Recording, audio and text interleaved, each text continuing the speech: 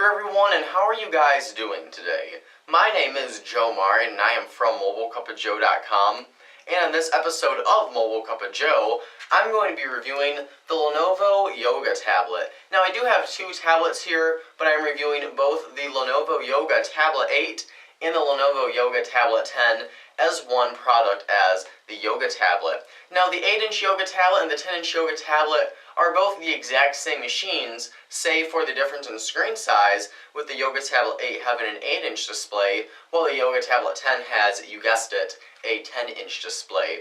Now, both of these tablets, as you can see, are very different in terms of design from what we normally see from standard tablets. Both the Yoga Tablet 8 and the Yoga Tablet 10 have this unique cylinder and kickstand right here, which allow you to use both of the tablets in three separate ways, and Lenovo is calling the Lenovo Yoga Tablet line a revolutionary multi-mode tablet. So does the Yoga Tablet 8 and the Yoga Tablet 10 stand up to the other competition on the market, and do they truly revolutionize the tablet PC industry? We're going to find out right now in my full review.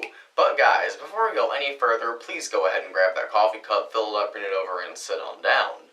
Take a swig for a Mobile Cup of Joe.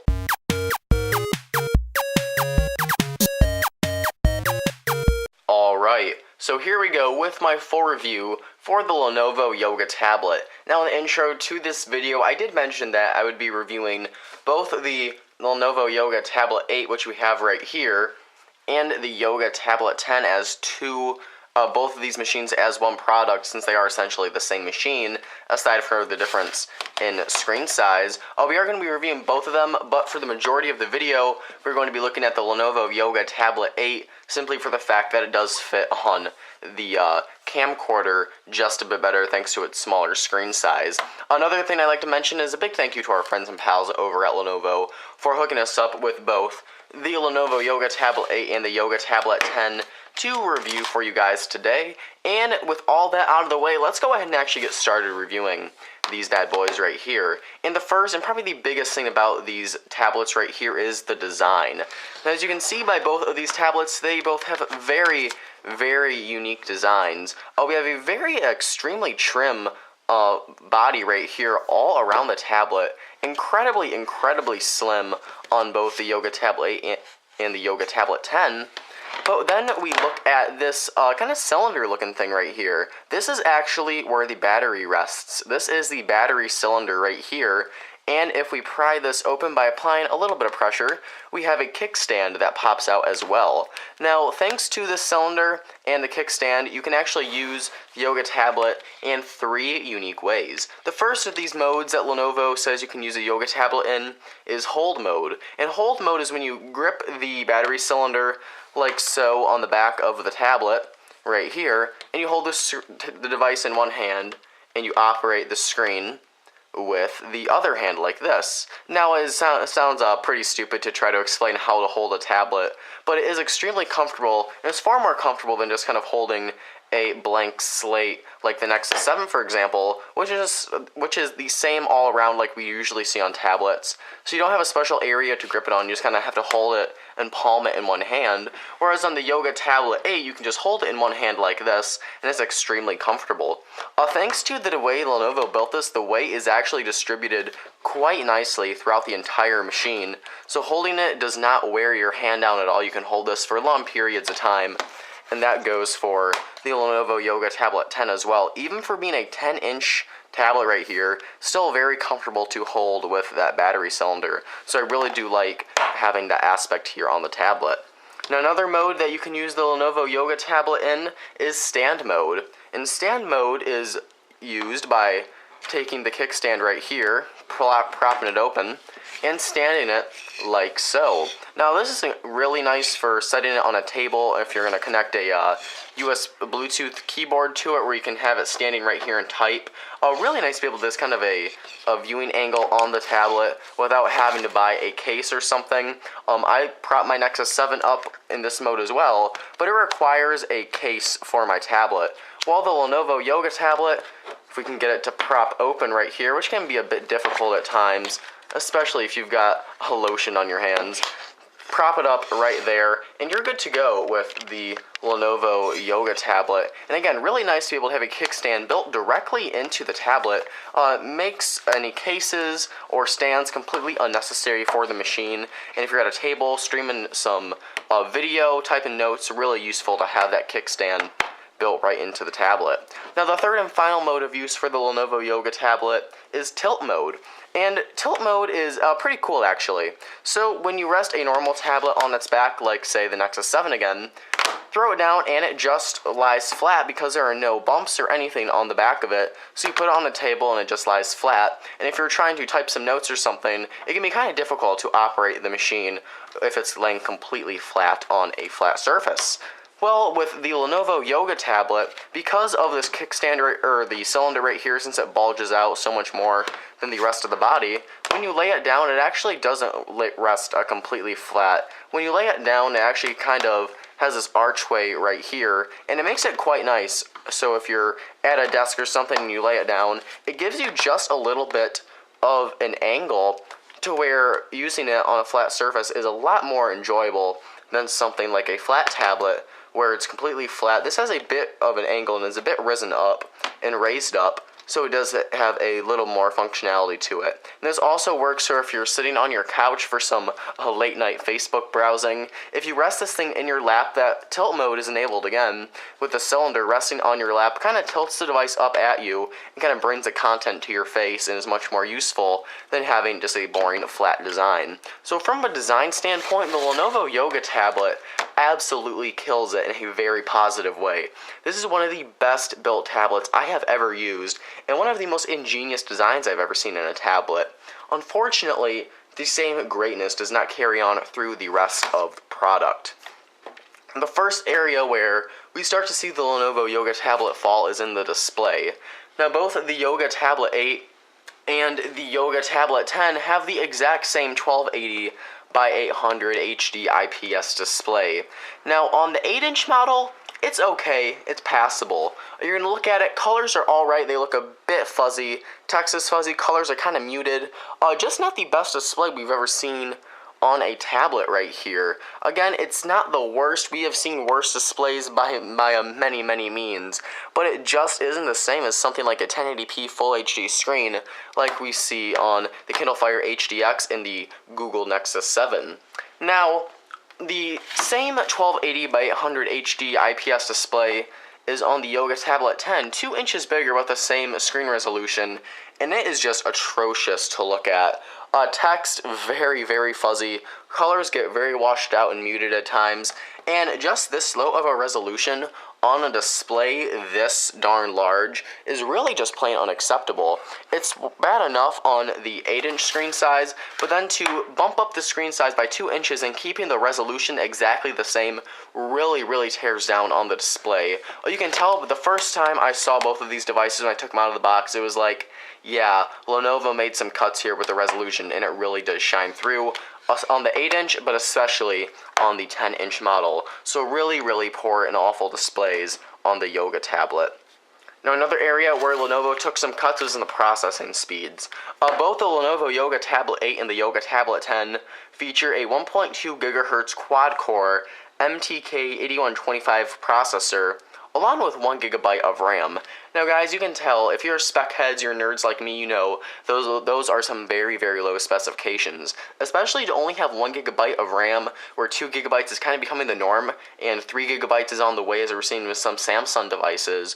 Really is a shame to only see 1 single gig of RAM here, and a slower 1.2 GHz quad-core processor like this. I'm going to go ahead and load up Riptide GP2 here for you guys, just so you can kind of get an idea for how underperforming, or how slow of a performer the Yoga Tablet actually is. So we're going to go ahead and load this up real quick. And you can see it's taking a bit of time to load between the screens and all that. So very slow machine. We're going to skip the tutorial. Skip tutorial, yes sir. Let's go ahead into career. You can see just navigating through the menus, it's lagging up a bit on us. We'll go to the first race right here. And tap to continue. Showing you the map right there. Already seeing some screen tearing on it. already having a bit of trouble keeping up with what's going on the screen. So now let's go ahead and get ready. You can see the animations right there don't look that great. I'm having a really hard time keeping up with what we're doing. We finally getting going here with the Yoga Tablet. Put our thruster on, and you can see it's just having an awful time keeping up with what is happening right now on the screen. Let's see if we can go ahead and get for a jump, and we missed that jump. Let's go ahead and see if we can get down this lap. You can still play the game, you can see that, but it is darn near unplayable. Really is having a very, very stressful time trying to keep the game going while keeping all of the graphics intact and going at the exact same time. This is not a tablet for gaming by any means, as you can see right here.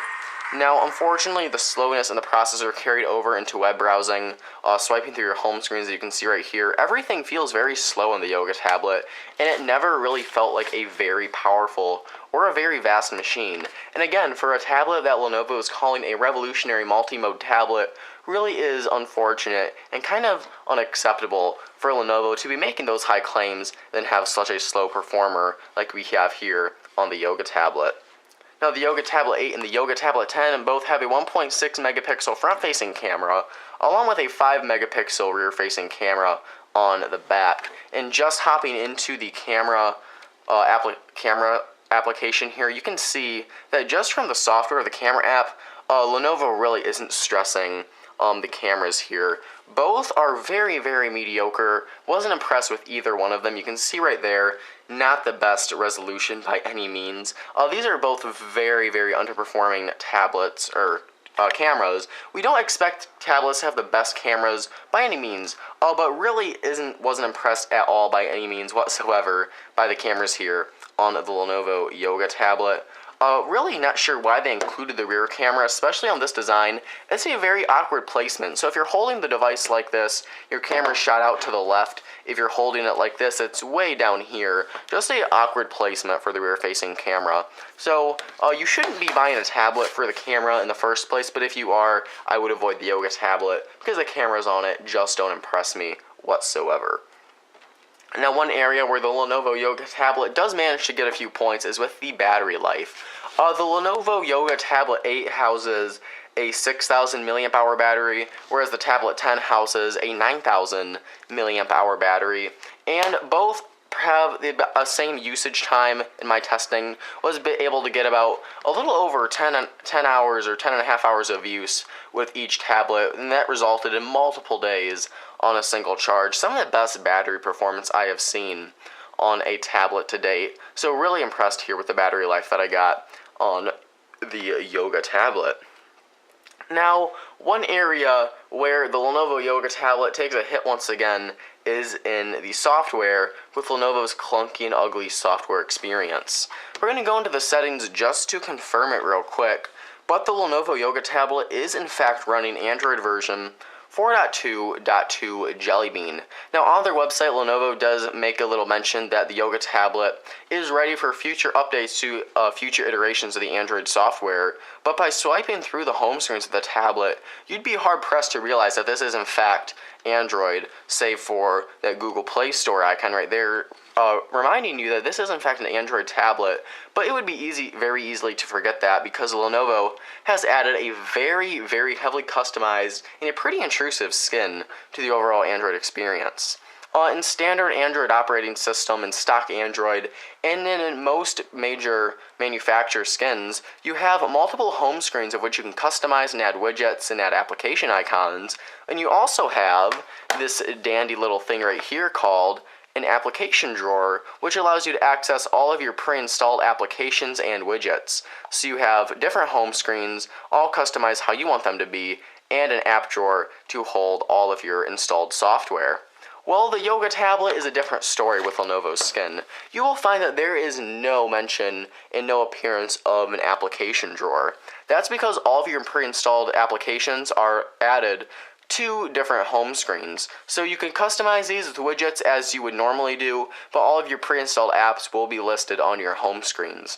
Now, some people may find that this makes the Android experience a bit easier to use, but in my time with the tablets, I found that it just made it very unorganized and very clunky. I want to be able to customize my home screens, and I want to have quick access to all of my installed content, but to have my applications directly on the home screen makes it feel a bit intrusive and made it feel like I didn't have as much space to customize. Now, you can add multiple home screens on top of this, but it just really irked me with the fact that your applications weren't right here on your home screen. Another little software thing that Lenovo throws in with the Yoga Tablet is this thing called Smart Sidebar. And this is enabled whenever you enter a new mode of the Yoga Tablet, whether it be hold, stand, or tilt mode.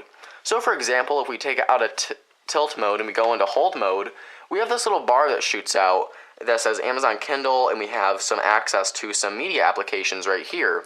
Well, if we go into tilt mode again, we have this thing pop out with a video player, photos, books, and some more media content. With this Smart Sidebar, Lenovo tries to give you quick access to applications it think that you would use in this mode. So for example, in the hold mode, it brings out, let's see if we can get it to get enabled again. In hold mode, it brings out Amazon Kindle, a gallery, calendar, applications that think you would use while holding the device in one hand. If we go to tilt mode, it brings out our video player, gallery, different things like that, applications that thinks that we would use in tilt mode. And now on paper, I'm sure this sounded like a very smart move and a very cool feature for Lenovo to throw into the product, but it actually got very annoying, and I actually ended up turning the feature off simply because it's incredibly useless and offers no real functionality to the tablet at all. So when it comes to the software on the Lenovo Yoga Tablet, really is a very irritating experience. Really wish Lenovo could have left it more to the stock Android experience we've come to know and love, or if they're going to put a skin over it, at least let Android be how it should be, with an application drawer, and just make it not so slow and bogged down like the skin here on the Lenovo tablet is, and it really is very unfortunate. So with all that said, I end up giving the Lenovo Yoga Tablet a very low 5 out of 10.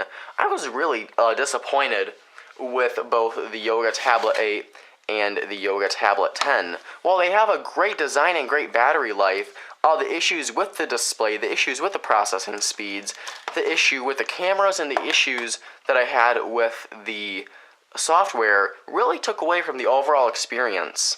Now, it is worth noting that the Lenovo Yoga Tablet 8 starts selling for just $249, and the Yoga Tablet 10 right here starts selling for just $299. And at those prices, you really are getting what you're paying for. The Lenovo Yoga Tablet 8 and the Yoga Tablet 10 can be best described as plain, cheap, slow, bad-looking budget tablets that just happen to have a really nice design and really strong battery life. But unfortunately, they remain to be nothing more than that. So if you're in the market for a new tablet with the holiday season coming up, you're going to see the Lenovo Yoga Tablet, you're going to see the low price, and you're going to think that, hey, my friend or family member, maybe Uncle Al, who's been looking to get a new tablet, would like this. While the design may be nice, while Uncle Al may like the design, really can't find myself honestly and wholeheartedly recommending the Lenovo Yoga Tablet to really anyone.